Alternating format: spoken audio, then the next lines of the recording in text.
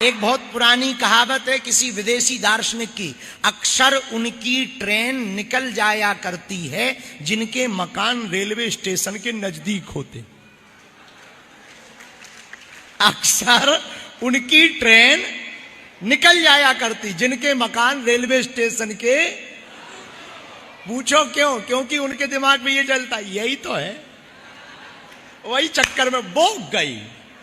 और भारत के कुछ लोगों का वर्तमान में यही हाल है, यही स्थिति है। हिंदू ही हिंदू का विरोध करते। आप देखना, मुसलमान कभी भी अपने धर्म गुरुओं का विरोध नहीं करेगा, अपने धर्म का विरोध नहीं करेगा। लेकिन सनातन धर्म एक ऐसा है, इसमें कुछ विचित्र व्यक्ति, कुंठित मानसिकता के, छोटी सोच के ऐसे व्यक्ति हैं जो अपने ही धर्म गुरुओं का मजाक बनाता, अपने ही महात्माओं का मजाक बनाता, अपने ही संतों पर आक्षेप करता, और इसी कारण से सनातन का, हिंदुओं का मजाक बनता। अभी हमारे एक बहुत ही प्रिय वृंदावन के बहुत प्रसिद्ध कथावाचक हैं, हमारे ज्येष्ठ भ्राता श्री पूज्य श्री देवकी नंदन ठाकुर जी। उनके सुपुत्र, हमारा भतीजा देवांश, उनके सुपुत्र कथा कहना उन्होंने शुरू की। बढ़िया, उनके पूज्य पिताजी कथा कह रहे थे, उसमें वो जो है गए, बढ़िया कथा सुनाई, अद्भुत वाणी से उन्होंने कथा कही। कई लोगों ने देश भर में उस छोटे से बच्चे को ट्रोलिंग शुरू कर दी, तरह तरह की बातें शुरू कर दी, मीम्स बनाना शुरू कर दिए कि देखो ये धंधा, देखो बच्चे को सेट कर दिया। अरे भाई, ये वाली बातें जो तुम संतों पर कहते, कथावाचकों पर कहते, कभी नेताओं पर नहीं कही। नेता भी तो अपने बच्चों को सेट करते हैं, बॉलीवुड वाले भी तो अपने बच्चे को सेट करते हैं। और डॉक्टर का बेटा डॉक्टर बने तो क्या गुनाह है, पुलिस वाले का बेटा पुलिस वाला बनता है, क्या गुनाह होता, किसान का बेटा किसान बनता है तो क्या गुनाह होता। वैसे कथावाचक का बेटा यदि कथावाचक बन जाए तो क्या अपराध।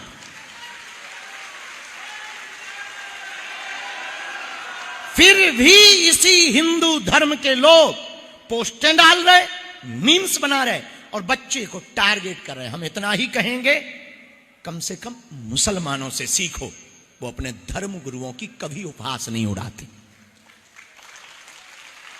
और वो हिंदू हिंदू नहीं है जो एक हिंदू होकर दूसरे की टांग खींच। अरे भाई, कथा तुम्हें नहीं सुननी तो तुम उनके पंडाल में मत जाना। वो कौन सा तुम्हें जबरदस्ती किडनैप कर रहे, तुम्हें किडनैप थोड़ी कर रहे। भाई, तुम्हारा हमसे मन मिले तो मित्र बनाओ, गुण मिले तो गुरु बनाओ, चित्त मिले तो चेला, वरना रहो अकेला।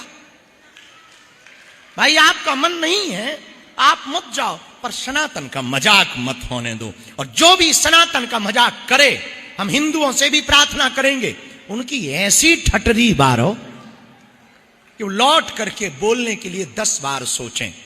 लेकिन अभिव्यक्ति की आजादी है, स्वतंत्रता है, कोई कुछ भी कह देता, पर हम हिंदुओं से आवाहन करेंगे, अब बहुत हो गया हमारे मंदिरों पर, मठों पर, महंतों पर लगातार आक्षेप करना, लगातार तरह तरह की टिप्पणियां करना। अब हम लोगों को सजग होना होगा, अपना मजाक हम खुद नहीं बनाएंगे।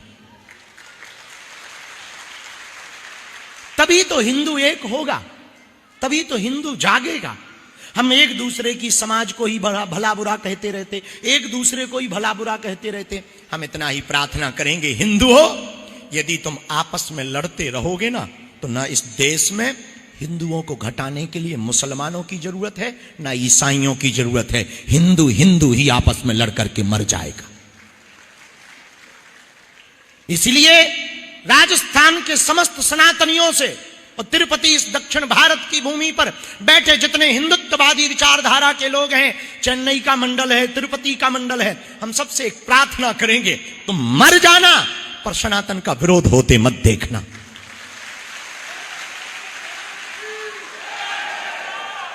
और वैसे भी राजस्थान की वीरों की भूमि है, उस भूमि से आए हो जहां महाराणा प्रताप की खड़ग ने नाकों चनो चबा दिए दुश्मनों को, उस भूमि से आप आए हो, वीर प्रसूता भूमि से आए हो। हमारी प्रार्थना है, जैसे एकजुट रह करके मारवाड़ी समाज, जैन समाज रहता है, एक बात और हो, आपस में समाजों का टकराव बंद हो जाए, मंडलों का टकराव बंद हो जाए, सेवादारों का टकराव बंद हो जाए, महंतों का टकराव बंद हो जाए। हिंदू एक हो जाएगा तो भारत हिंदू राष्ट्र हो जाएगा।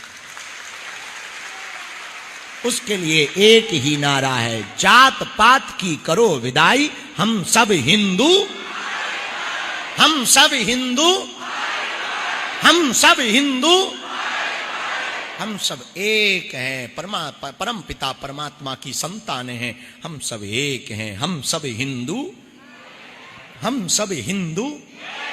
और एकता में ही ताकत है।